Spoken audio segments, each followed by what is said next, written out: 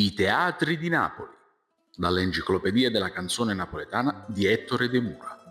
Torniamo al 1969 e scopriamo qual era la situazione di allora. Gran caffè ristorante Calzona. Fra i tanti locali della Galleria Umberto I, sin dalla sua inaugurazione nel 1891, faceva la sua bella figura il caffè Starace. Ne era proprietario Francesco Starace, meglio conosciuto col nome di Don Ciccio, ex chef dell'ultimo re di Napoli, Francesco II. A distanza di un anno, dato il buon andamento di affari, Starace pensò di rinnovarlo ed ampliarlo, con una pedana all'esterno e con tutto ciò che occorreva per svolgere delle serate. Tante furono le orchestrine e i cantanti che si alternarono.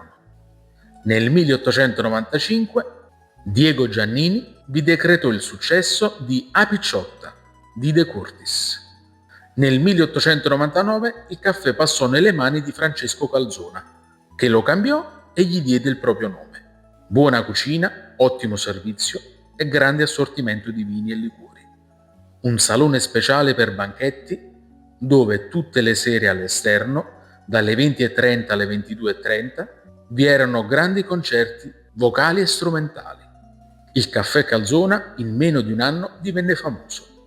Il suo era un ambiente sceltissimo, fra cui non mancavano poeti, pittori e giornalisti.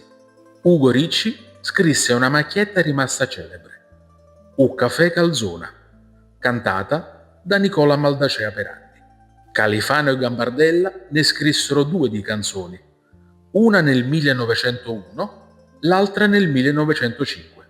Sul palco furono applauditi cantanti noti come Diego Giannini, Mario Massa, la coppia Scarano-Moretti e decine di belle voci. Durante il periodo della Piedigrotta venivano presentate le nuove canzoni.